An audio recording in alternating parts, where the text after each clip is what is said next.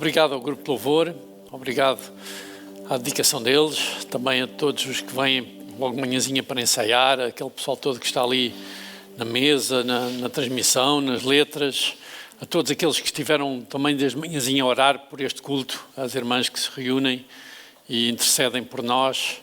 É bom termos este apoio e saber que trabalhamos todos em conjunto, todos para o mesmo fim, que é glorificar o nosso Pai. Eu vou pedir que abram em 1 Coríntios, capítulo 1, versículo 1.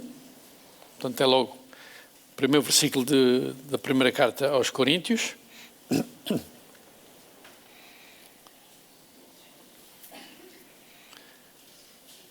Coríntios 1:1. Todos abriram? Peço desculpa.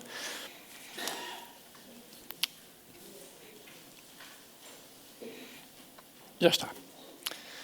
E diz assim: Paulo, chamado para ser apóstolo de Jesus Cristo, pela vontade de Deus, e o irmão Sóstenes, à Igreja de Deus que está em Corinto, aos santificados em Cristo Jesus, chamados para serem santos, com todos os que em todo o lugar invocam o nome de nosso Senhor Jesus Cristo, Senhor deles e nosso.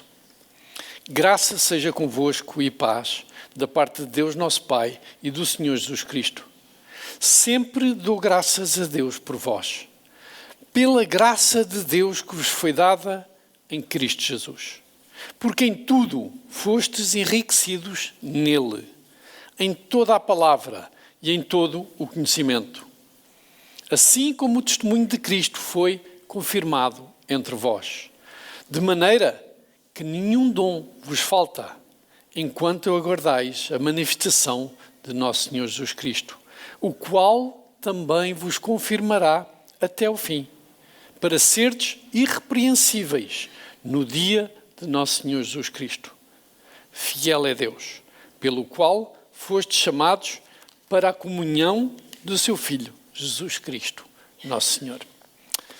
Paizinho, agradecemos a tua palavra, que é tão rica, que nos mostra o quanto somos amados, que nos mostra o teu plano para as nossas vidas, que nos mostra o nosso futuro, Senhor, que fomos chamados para sermos irrepreensíveis e que nos dá a esperança na tua vinda e que nos faz estar motivados, Senhor, apesar de todas as dificuldades deste mundo. Queremos, Senhor, alinhar-nos contigo, queremos conhecer-te para te obedecer. Queremos amar a tua verdade. Queremos amar a disciplina, Senhor, que nos leva a essa verdade.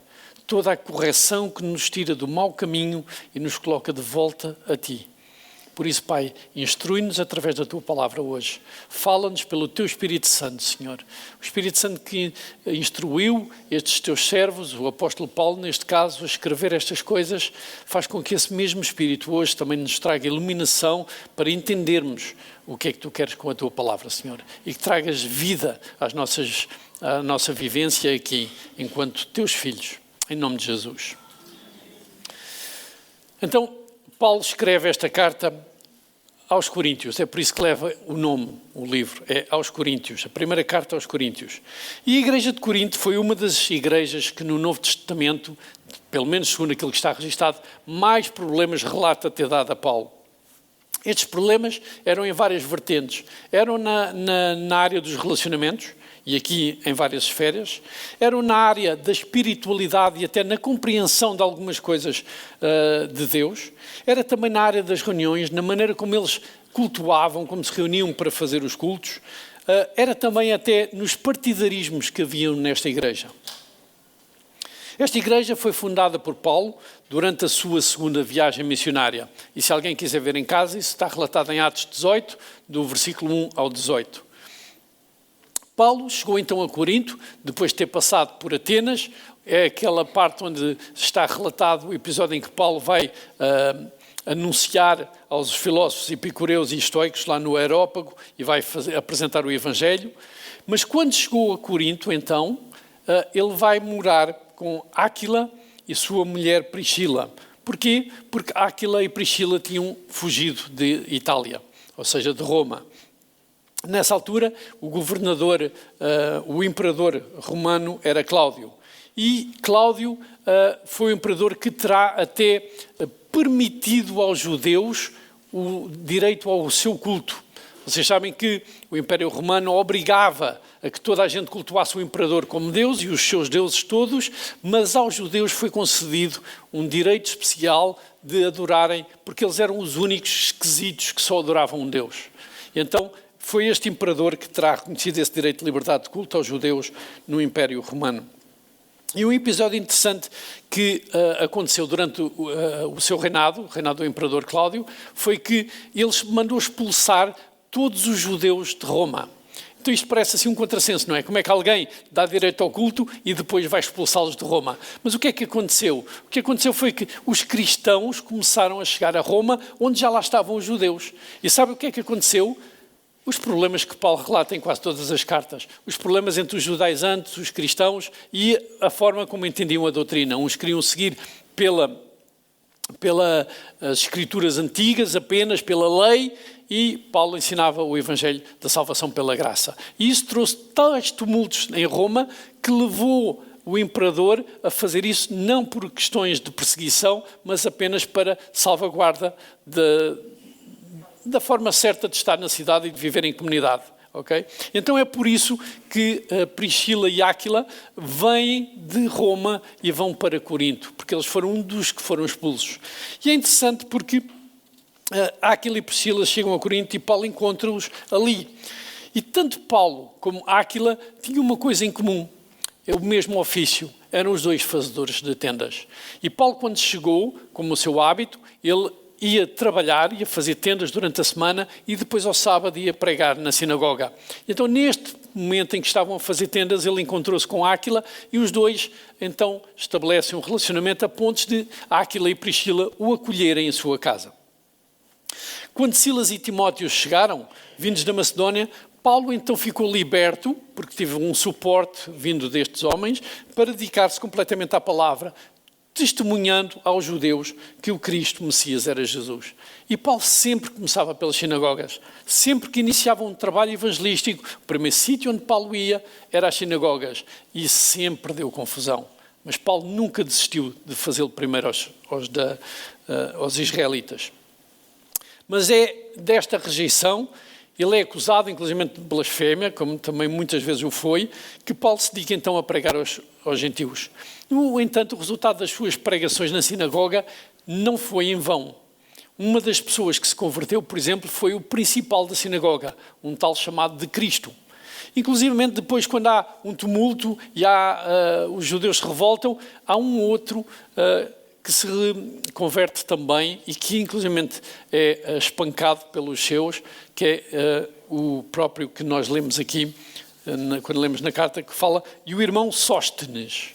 E, portanto, nós vamos ver que possivelmente poderão ser a mesma pessoa, não há nada de concreto, mas vamos ver. Então, Paulo dá assim início à igreja de Corinto, motivado por Deus, numa visão, porque depois de ser perseguido e quase tentativa de o matarem, que acontecia muitas vezes, Deus aparece numa visão e diz que deves continuar a pregar o Evangelho sem temor, eu vou-te proteger e, mesmo com as ameaças que estás a sofrer, não tenhas problemas nenhuns. Eu quero que tu estejas aqui. E é muito interessante o que é que Deus mostra nessa visão. Deus vai lhe dizer assim, pois tenho muito povo nesta cidade. Está em Atos 18:10. Portanto, quando mostra esta visão, Deus diz para Paulo ficar lá a pregar o Evangelho e diz-lhe, pois tenho muito povo nesta cidade. Ou seja, Deus queria que Paulo ficasse lá porque havia muitos que se haveriam de salvar. Esta carta não terá sido a primeira carta que Paulo escreveu à igreja de Corinto. Apesar de se chamar primeiro aos Coríntios, Paulo no capítulo 5, versículo 9 diz, já em carta vos escrevi que não vos associasseis com os impuros. Ou seja, o próprio Paulo mostra que já teria havido outra carta. Essa carta não foi preservada, não faz parte do cânon bíblico, mas nós hoje temos as cartas que são suficientes e que o Senhor permitiu. Por isso é que esta carta se chama a primeira carta aos Coríntios, porque é a primeira carta aos Coríntios que consta do cânon bíblico. Ressalva-se o amor de Paulo. Este amor expressa-se na busca e defesa da verdade que pauta sempre o conteúdo das cartas que Paulo escreve. Só há verdadeiro amor quando este é baseado na verdade. Só há verdadeiro amor quando este é baseado na verdade. E a verdade deve sempre ser seguida em amor. É isso que Paulo vai escrever aos Efésios, capítulo 4, versículo 15, que diz: antes, seguindo a verdade em amor, cresçamos em tudo naquele que é a cabeça, Cristo. Então, este é o objetivo. O que nós queremos é que a verdade seja o alicerce, que deve ser construído com o amor. Para quê? Para podermos crescer naquele que é a cabeça. E crescer em tudo, em todas as áreas. Então, muito importante que nós baseemos toda a nossa vivência em cima deste pilar, desta verdade. E eu, o ano passado, está a fazer quase um ano, preguei em agosto sobre a verdade. Sobre o que era a verdade. E vimos na Bíblia o que é que a Bíblia diz que é a verdade. E a palavra é a verdade. No Salmo 119, 160, o salmista diz: a tua palavra é a verdade, desde o princípio.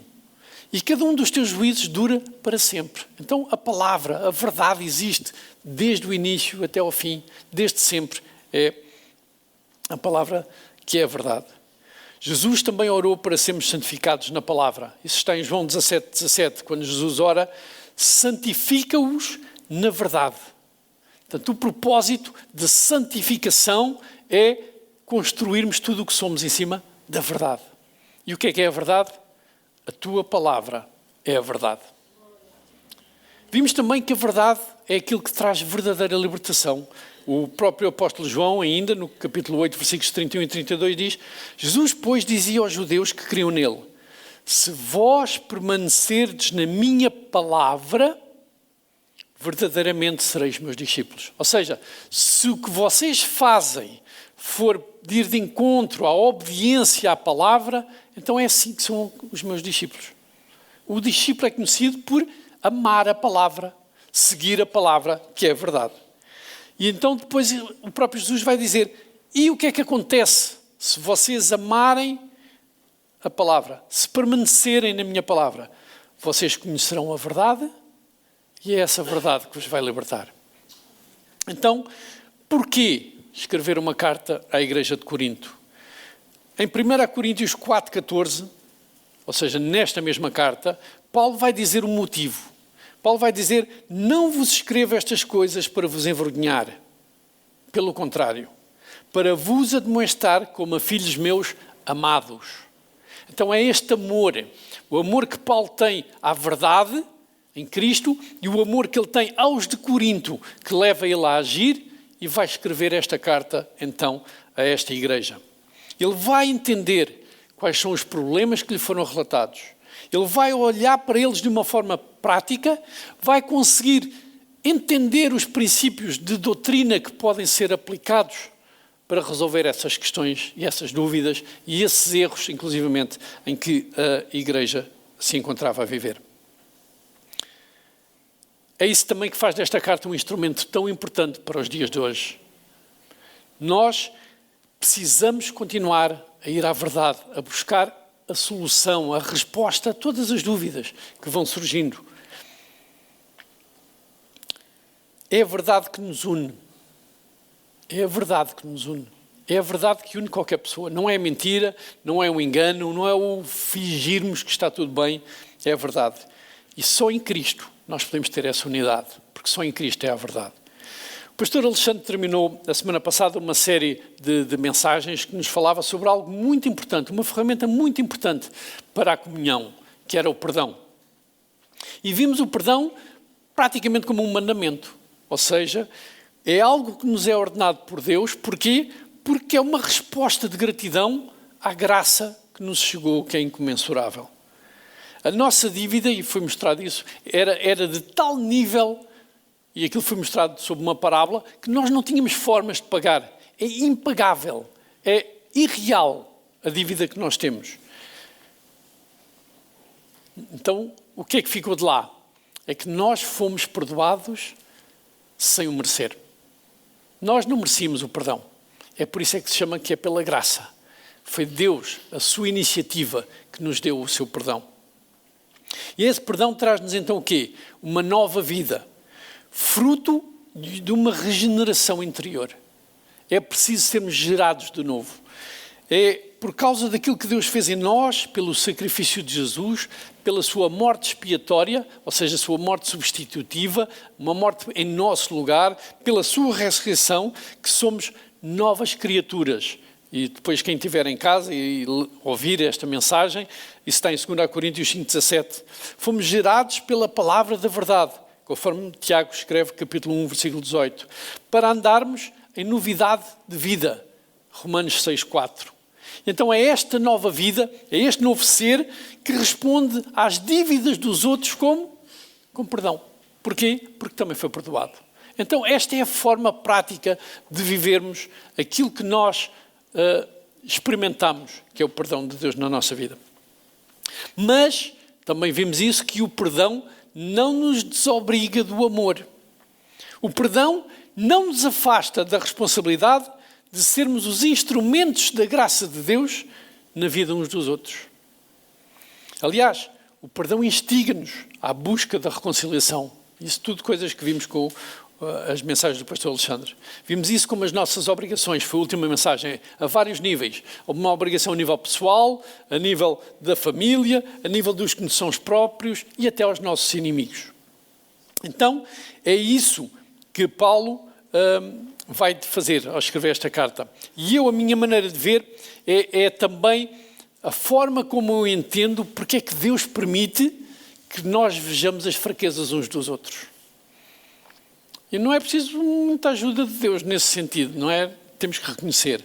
Mas eu vejo isto não para nos acharmos superiores, não é essa a razão, não para zombarmos, não para sermos críticos uns dos outros, não para nos acharmos melhores do que os outros, mas para termos noção que podemos ser os tais agentes de resgate na vida uns dos outros. Porque todos nós precisamos sempre ser resgatados. A nossa tendência é desviarmos da verdade, é sairmos da verdade, é interpretarmos inclusivamente a nossa própria verdade. E se não for com a ajuda uns dos outros, se não for baseado na doutrina que a Bíblia nos ensina e que às vezes vem através de irmãos nossos ou amigos nossos, na fé, nós não conseguimos ver essa verdade. E então Paulo vai escrever esta carta aos membros da Igreja de Coríntios. Vai mostrar-lhes a eles qual é a posição onde estão. E vai mostrar a verdade. E vai comparar e vai-lhes dar a possibilidade de eles reconhecerem, ok, eu estou longe dessa verdade. Então eu preciso de me arrepender. E arrepender é virar o caminho, é mudar, é focar no caminho certo, é voltar à verdade, é mudar a nossa direção. Nós estávamos a ir por um caminho e alguém nos diz, olha, esse caminho está errado. Vê o que é que Deus diz na sua palavra. Ah, ok, então eu volto ao caminho. E Paulo vai tomar conhecimento de muitas coisas que estavam a passar naquela igreja. Primeiro, pelos membros de uma família, que no versículo 11, portanto vamos ver isso posteriormente numa nova mensagem, pelos membros dos da casa de Cloé, desculpem, que possivelmente esta Cloé seria a matriarca da família. Também vai conhecer os problemas através de uma comissão que veio da igreja de Corinto. Paulo recebe a visita de Estéfanas, Fortunato e Acaico, isso está no capítulo 16, versículo 17, terão sido então eles os portadores de uma carta onde tem uma série de questões, de dúvidas que a igreja tinha e que queria ser esclarecida, e Paulo vai receber essa carta e uma parte desta primeira carta aos Coríntios é para responder isso. Vamos ver isso nos capítulos 7 em diante. Então Paulo vai perceber que efetivamente há um conjunto de problemas e problemas graves que esta igreja estava a passar e que perturbava a paz daquela igreja. Então, da parte dos da família de Cloé, recebem a indicação de que há divisões, que há partidarismos, que há contendas, e contendas aqui no sentido mesmo de haver quase pancada. Portanto, a palavra que está no grego é mesmo uma palavra de contendas duras, quase de rixas, em torno de partidarismos.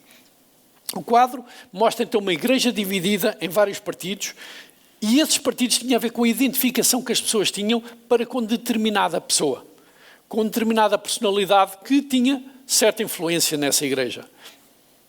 E também havia aqueles que diziam, eu não me identifico com nenhum, que também acontece muito hoje. Há muita gente que vem à igreja e, lá está, a nossa tendência é pôr os nossos olhos nos líderes, em quem serve, e não é isso que o Senhor nos ensina. Nós somos apenas instrumentos, todos nós chamados com os nossos dons e talentos para fazer coisas específicas, mas o olhar é para Ele sempre. Não é olhar para as imperfeições e olharem para mim, para o pastor Alexandre ou para o Bernardo ou qualquer um. Nós somos seres imperfeitos. Todos nós precisamos da misericórdia de Deus. Portanto, não é olhar para nós que vocês vão ver a perfeição. É olhar para Cristo, é olhar para a sua palavra. Amém? Então, entre a sua primeira visita a Corinto, quando fundou a igreja local, e o momento em que escreve esta carta, a igreja terá sido pastoreada por Apolo. Vemos isso em Atos 18, 24 a 28, que Apolo tinha chegado a Éfeso, e depois ele era muito instruído, era um homem muito instruído, ele vinha de Alexandria. Alexandria era quase como o centro, como é que se chama agora, capital europeia da cultura, não é? Portanto, Alexandria era a capital permanente da cultura, era onde havia aquela tal biblioteca enorme em que tinha quase todos os livros, eram para lá que todos os estudiosos iam, e os gregos gostavam imenso do conhecimento, dos debates. Então Apolo vem de aí, e depois ele é instruído por Áquila e Priscila. Ou seja, a Bíblia ensina-nos com mais exatidão. Ou seja, ele foi instruído com mais exatidão. Então vamos ver que a importância de Áquila e Priscila terem estado este tempo todo com Paulo, terem-no recebido em sua casa, terem estado neste processo todo em que Paulo estava a fundar a igreja em Corinto. Então Paulo pôde transmitir diretamente o Evangelho e toda a verdade do Evangelho. Então quando Priscila e Áquila vão estar como Apolo, eles próprios vão ajudar Apolo a também ficar a par de tudo aquilo que foi transmitido pelo apóstolo Paulo. Em Atos 19 vemos então que Paulo, quando chega a Éfeso, na sua terceira viagem missionária, que mostra que Apolo se encontrava em Corinto. E mais à frente também, aqui na carta, vamos ver que possivelmente seria mesmo Apolo o pastor daquela igreja. Havia então divisões e partidarismos por causa de identificação com homens. E este era o problema da igreja. Eles ligavam mais aos homens que davam a mensagem do que a mensagem que os homens anunciavam. E isso é errado. O nosso foco deve ser a mensagem. Outro problema, e não sabemos muito bem se terá sido comunicado pelos da casa de Cloé, se por estes homens que vieram trazer a carta da igreja de Corinto, mas Paulo diz ter tido conhecimento de práticas que mostravam uma realidade assustadora e a de vivência de situações de indisciplina na igreja. E Paulo vai tratar dessas problemáticas nos capítulos 5 e 6. Vários membros estariam a viver em imoralidade. E a imoralidade era tal que o caso mais tratado e focado é o caso de uma pessoa que vivia com a própria madrasta. Ou seja, havia uma determinada mulher que tanto era companheira do marido como do filho do marido. E isso dentro da igreja. Havia também irmãos a processar outros irmãos nos tribunais da cidade. E Paulo vai dizer, vocês não sabem resolver essas coisas. E Paulo vai usar até aquelas pessoas, nós havemos de julgar os anjos. Portanto, será que não há alguém que seja instruído o suficiente para conseguir resolver esses problemas entre vocês? Não estamos a falar de casos de crimes, ok? Não estamos a falar de questões de tribunal no sentido de alguém que comete um crime, que matou alguém, ou feriu, ou roubou. Não é esse tipo, estamos a falar das coisas civis, problemas de contendas, de situações do dia-a-dia que eles recorriam aos tribunais para resolver. Havia ainda, e ainda no capítulo 6, irmãos que viviam na prática da prostituição e que frequentavam a igreja e que estavam na igreja. E o grande problema não era estar na igreja, era ninguém os corrigia. Todos permitiam que isso acontecesse. Porquê? Porque, e este é um problema que nós temos nos dias de hoje, é o amor, em nome do amor, em nome da tolerância, em nome de não ofendermos ninguém com a palavra. E o que Paulo vai pôr é mesmo o dedo na ferida. Não é o amor o mais importante, é a verdade. A verdade tem que ser transmitida em amor, mas não é o amor que é a base, é a verdade. Ok? E portanto Paulo vai tratar depois claramente destes assuntos. No que respeita ao conteúdo da carta, ou seja, as questões que lhe foram colocadas, nós não temos a carta. Nós não temos a carta que os coríntios escreveram a Paulo. Não está registada, não faz parte do cânon, mas tal como quando nós estamos a ouvir alguém a falar ao telefone, não é? Nós a primeira coisa que fazemos é com quem é que ele está a falar? E depois começamos a chegar à conclusão de o que é que o outro estará a dizer com base nas respostas que são dadas deste lado que nós ouvimos. Então este é o exercício que nós temos que fazer aqui também. Nós não temos as perguntas, mas com base naquilo que Paulo vai responder, e são respostas consubstanciadas, não são respostas que nos deixam assim na dúvida, pode ter sido isto ou aquilo, não. As respostas são mesmo consubstanciadas, nós conseguimos entender quais terão sido pelo menos algumas das questões que foram colocadas. E alguns dos temas abordados vão ser dúvidas acerca do casamento, do divórcio, do novo casamento, do celibato, vão ser dúvidas acerca da liberdade cristã, e o caso que vai ser focado é a questão da carne consagrada aos ídolos, isso está no capítulos 8 a 10. Vai falar muito sobre a participação no culto, ou seja, como é que é a ordem do culto, como é que deve ser feito o culto a Deus, e vai falar sobre a ceia, inclusivamente, no capítulo 11, portanto isto de 9 a 11, onde o 11 é sobre a ceia. Vai dedicar 3 capítulos sobre os dons espirituais. Os capítulos 12, 13 e 14 é todos sobre dons espirituais e como é que os devemos usar na igreja. Qual é a maneira certa de os usarmos para a edificação do corpo.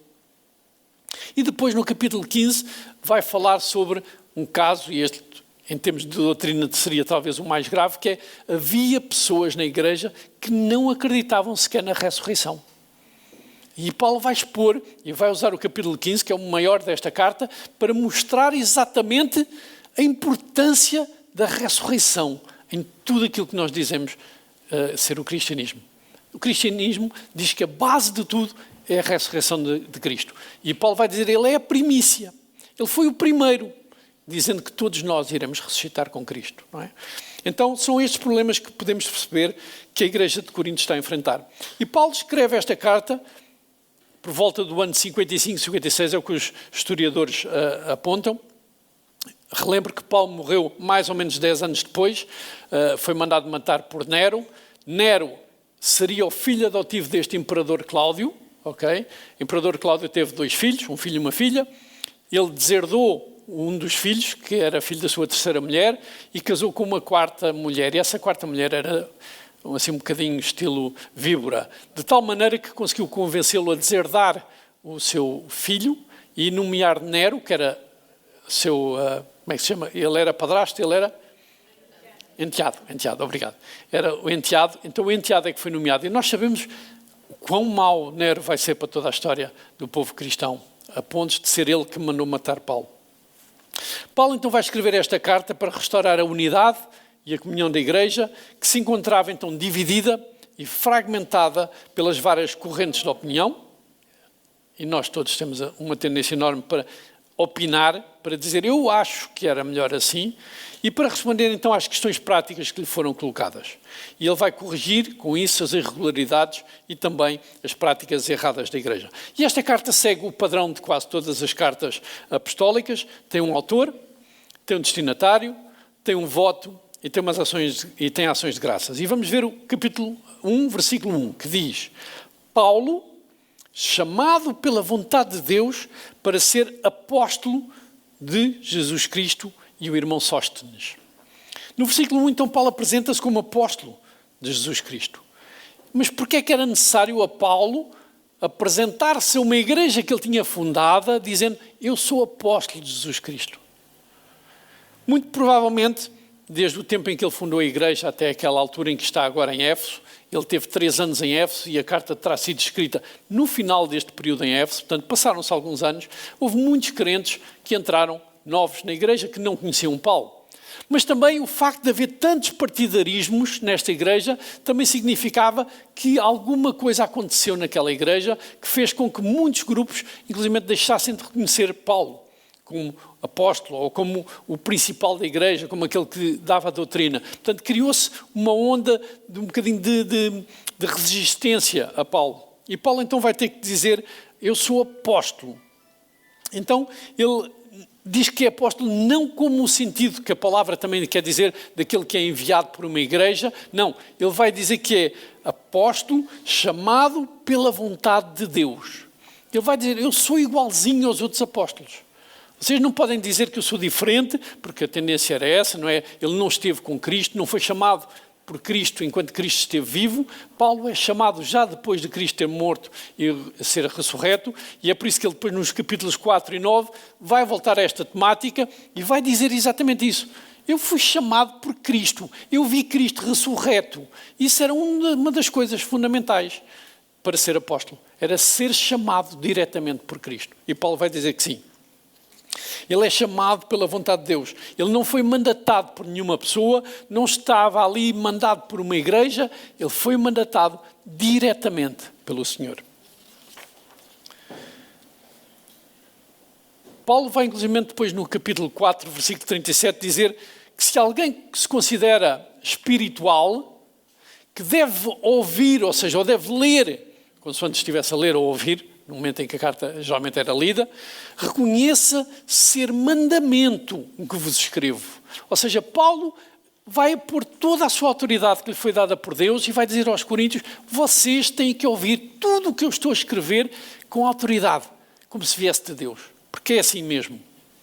Então, no versículo 1 ainda diz também Sóstenes, o irmão Sóstenes, e eu tinha falado há bocadinho, provavelmente este Sóstenes é o que é referido em Atos 18, 17, que é identificado como o principal da sinagoga de Corinto. Ou seja, nós vimos que Crispo era o principal da sinagoga, ele converteu-se, provavelmente Sóstenes terá sido o seu substituto, depois houve aquele tumulto, ele foi agredido e provavelmente, pelo menos a maior parte dos historiadores gostam de pensar que este Sóstenes é o mesmo, então, que vem daí e que estaria, então, com Paulo a servir em Éfeso. Este Sóstenes provavelmente será também quem escreveu a carta. Paulo, só no final da carta, nos últimos 3 versículos, vai dizer, vejam que escrevo com o meu próprio punho este cumprimento. Ou seja, dá a ideia que toda a carta não foi escrita pelo próprio Paulo. Mas, no entanto, ele usa sempre a primeira pessoa. Ou seja, o conteúdo da carta vem de Paulo. É unilateral, é de uma pessoa. É sempre a primeira pessoa do singular. Eu, Paulo, vos escrevo, eu vos mando, eu... Então, há esta comunicação, mas Paulo não terá sido a pessoa que redigiu a carta. Ele, e a maior parte dos estudiosos, crê que é este Sóstenes. Então, depois de termos visto a altura em que foi escrita, depois de termos visto a razão de ter sido escrita e também o autor, vamos ver como é que Paulo se vai dirigir aos destinatários. Versículo 2.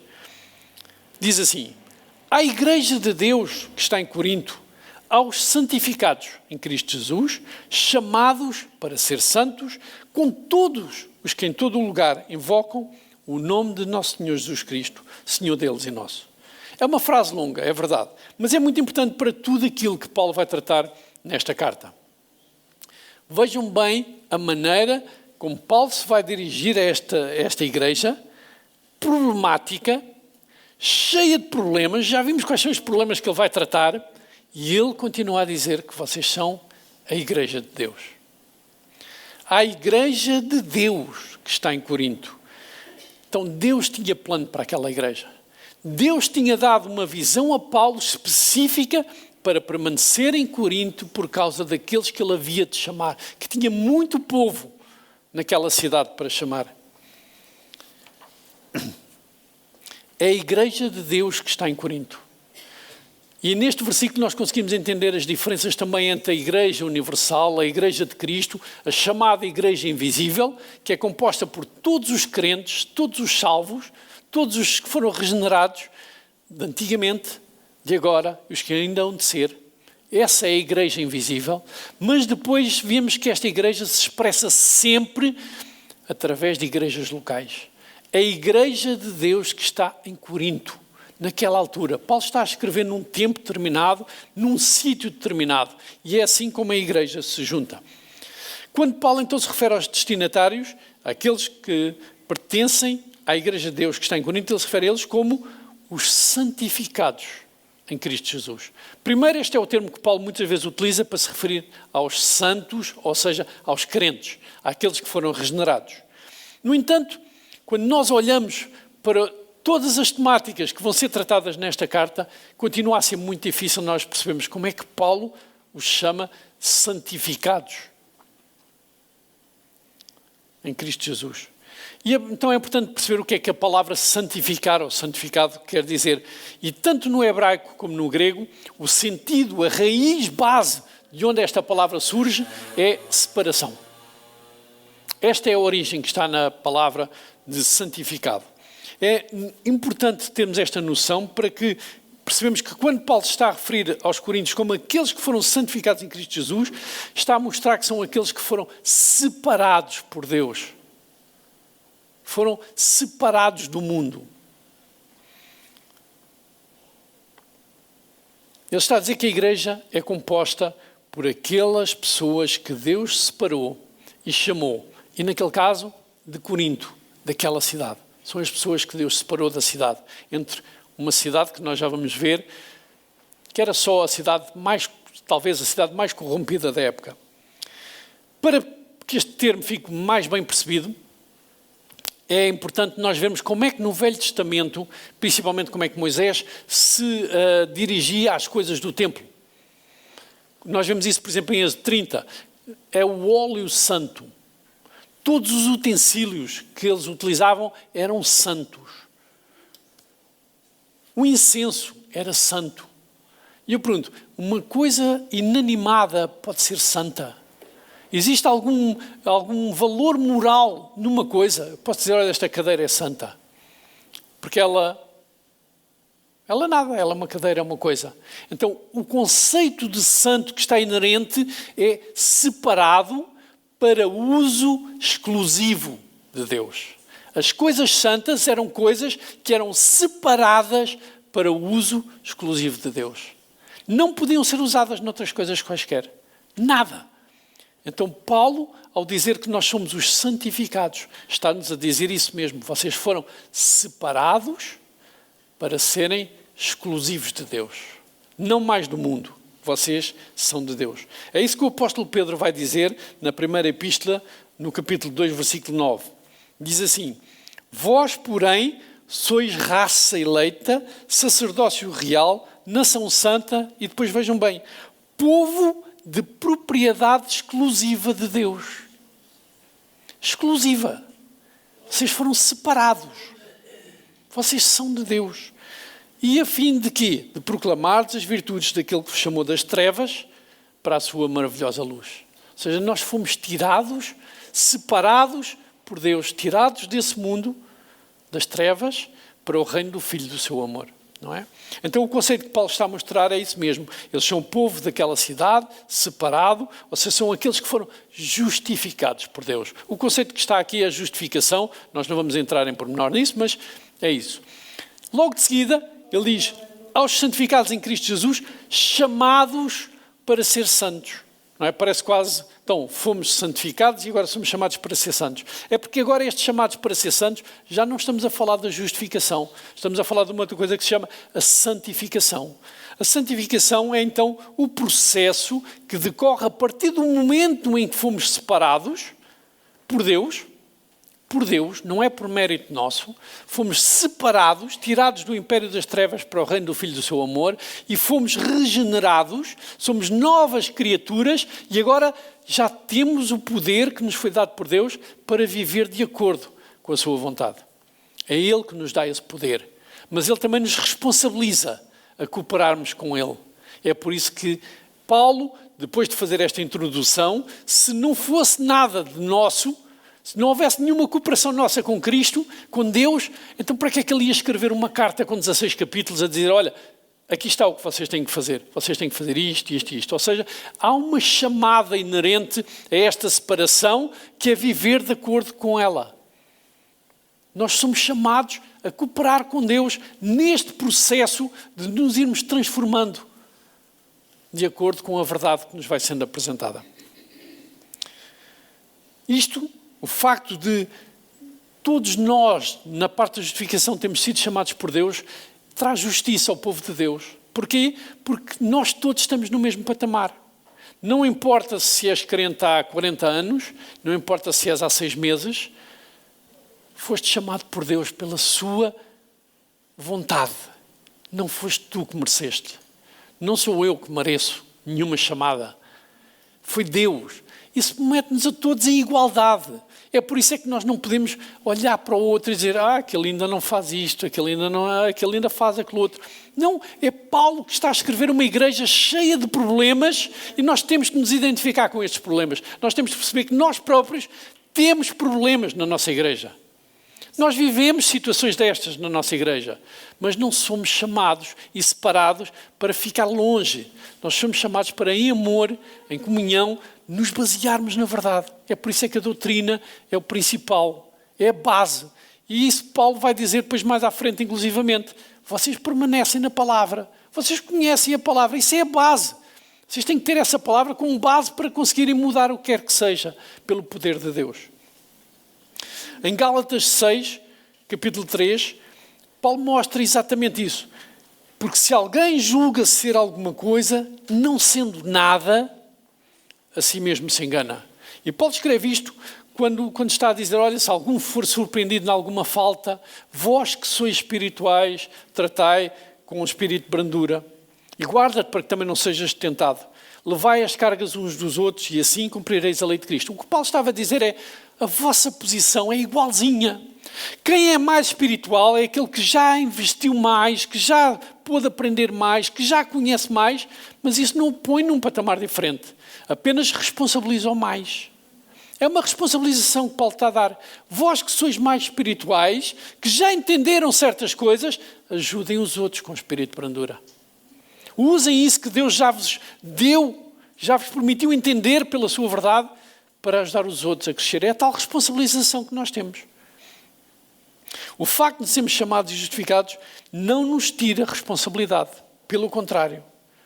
Pelo contrário. É por isso que Paulo, quando também escreve aos Colossenses, isto é no meio de uma oração, Colossenses 1, dos versículos 10 a 14, Paulo está a orar para que tenham pleno conhecimento da sua vontade. E ele faz isto em sabedoria e conhecimento espiritual. Ou seja, esta oração de Paulo é no sentido de que eles tenham pleno conhecimento. Para quê? Para viverdes de modo digno do Senhor. Para o seu inteiro agrado. Frutificando em toda a boa obra e crescendo no pleno conhecimento de Deus. Isto é o que nós somos chamados. É por isso que fomos separados. Para que possamos viver isto. Antigamente nós não tínhamos capacidade. É o poder de Deus que nos dá esta capacidade. E é Ele que continua a fazer, a capacitar-nos a viver assim. Mas nós temos que cooperar com Ele. Sendo fortalecidos com todo o poder, segundo a força da sua glória. Não é segundo a nossa força. Não é pela nossa força, irmãos. Qualquer um que tente ter uma vida agradável a Deus pela sua própria força, vai sempre falhar. Nós somos chamados a cooperar com Deus, não é substituir Deus nesse processo. Ele é que tem o poder. É só nele que nós podemos. Em toda a perseverança e longanimidade, com alegria, dando graças ao Pai que vos fez idóneos. Ele é que nos fez idóneos, não nós. À parte que vos cabe da herança dos santos na luz, Ele nos libertou do império das trevas e nos transportou para o reino do Filho do seu amor, no qual temos a redenção, a remissão dos pecados. Foi Deus então que nos separou desta escravidão e é Paulo então, após ter definido claramente a situação da igreja de Corinto, em relação a Deus e ao seu chamado, ele faz o voto que nós vemos no versículo 3, que diz, graça a vós outros e paz da parte de Deus nosso Pai e do Senhor Cristo. E aqui graça e paz era um termo que foi utilizado, implementado, inclusive pelos cristãos, que misturava a graça dos gregos e a paz, o shalom, dos judeus. E o que é que Paulo vai dizer? Que não vou escrever isto para vos desencorajar, como já vimos. Eu quero trazer respostas aos vossos problemas e quero que elas sejam dadas em amor. Mas, inclusive, Paulo, às vezes, tem que puxar dos galões. Ele vai dizer mais à frente, olha, vocês pensavam que eu não voltava aí, mas eu vou voltar. Como é que vocês querem que eu vá? Em amor ou com um cajado? Ele vai avisar, olha, o que eu vos estou a transmitir é muito sério. Eu vou voltar, vocês andam desviados, eu tenho a autoridade de Deus para vos corrigir, mas vocês vejam como é que recebem. Eu vou voltar ao vosso meio. Ele tem autoridade E o que Ele quer é que eles sejam santos. Porque é o que a Bíblia nos ensina. Sede santos porque eu sou santo. E sem santidade ninguém verá a Deus. Santidade é esta procura, é esta capacitação que Deus nos dá e nós associarmos a Ele na procura da sua verdade e na vivência dessa verdade. Há muito a corrigir e Paulo não se nega a fazê-lo. Mas quero deixar claro, uma vez mais, eu não quero destruir, eu quero edificar, eu quero admoestar, eu quero levar de volta à verdade. Esta é a forma como nós devemos chegar às pessoas. Vocês vejam que a partir do versículo 10 em diante, Paulo vai descascar. Há uma expressão que é curto e grosso, não é? Acho que pode dizer isso, não é ofensivo. Curto e grosso. Paulo, a partir do versículo 10, vai tratar das coisas diretamente e com um tom, às vezes, até bastante duro. Mas antes, ele vai louvar este povo. E é muito importante que esta é a forma correta como devemos fazer. Nós não nos podemos chegar a uma pessoa que não conhecemos. Nós não podemos chegar a uma pessoa que não amamos. Nós não podemos chegar a uma pessoa com a qual nós não nos preocupamos e não oramos. Isso é presunção. Não é essa a forma correta. Nós temos que conhecer as pessoas, nós temos que amar as pessoas, nós temos que estar com as pessoas, ter comunhão com as pessoas. E sempre, sempre valorizar. Isto não é dar graxa. Não é chegar ao pé das pessoas e deixa-me dar graxa um bocadinho, que é para depois a seguir poder dar uma palmada. Não é esse o conceito. É mesmo valorizar as pessoas. E Paulo está a valorizar os coríntios por tudo o que Deus já fez na vida deles. O Sr. Paulo vai dizer, olha, não está tudo mal, mas há coisas que têm que ser tratadas. Deixem-me eu dar-vos graças a Deus por tudo o que Ele já fez na vossa vida. Por tudo o que vocês já permitiram que Ele fizesse. E esta é a forma correta. Nós não podemos chegar ao pé de uma pessoa e a primeira coisa que falamos, olha, isso está mal. Não é assim. Nós temos que mostrar amor. É a tal verdade em amor. Transmitir a verdade em amor. Portanto, nós temos que fazer isso. Versículo 4. Sempre dou graças a Deus a vosso respeito, a propósito da sua graça que vos foi dada em Cristo Jesus. Versículo 5. Porque em tudo fostes enriquecidos nele, em toda a palavra, em todo o conhecimento, assim como o testemunho de Cristo tem sido confirmado em vós. De maneira que não vos falte nenhum dom, aguardando vós a revelação do nosso Senhor Jesus Cristo, o qual também vos confirmará até ao fim, para serdes irrepreensíveis no dia de nosso Senhor Jesus Cristo. Fiel é Deus, pela qual fostes chamados à comunhão do seu Filho Jesus Cristo, nosso Senhor. Eu termino aqui, para a semana vamos continuar este tema, mas o que eu queria deixar hoje, assim, se alguma coisa... A minha mensagem queria é que a importância da disciplina. A importância de uma disciplina baseada na verdade e essa disciplina ser implementada em amor. É assim que a igreja cresce. É assim que a igreja é edificada. Não é pormos o amor primeiro. Não é fingirmos que está tudo bem e dizemos às pessoas, perdoo-te, como nós vimos, dos lábios para fora apenas, o tal amor fingido, um amor superficial. Não. Nós temos que viver a verdade. Nós temos que amar a disciplina. Amar a disciplina mais do que a própria vida. Porquê? Porque é a disciplina que nos coloca da verdade e a verdade é que é a vida. Então, se nós queremos ter vida, é esta vida que queremos. A vida que nos leva à verdade da palavra. Nós não podemos deixar-nos enganar, irmãos. Nós temos uma tendência horrível. Eu falo por mim. Eu não gosto de ser corrigido. Não gosto. Eu sou teimoso. Sou. Mas sou uma pessoa em obras que quer ser confrontada com a verdade. E a Bíblia, a sua palavra, é, para mim, aquilo que mais me deixa triste com aquilo que eu sou. Quando eu confronto aquilo que devia ser e o que eu sou, mas isso lá está. Eu vejo Deus a trabalhar na minha vida em amor. Constantemente em amor. A chamar pessoas à minha volta em amor. E nós todos passamos isso como famílias, com a família próxima, as nossas mulheres, filhos, maridos, mas também com a família alargada. E às vezes até nem aproveitamos o crescimento que Deus vai fazendo na nossa vida. Porquê? Porque não temos relação.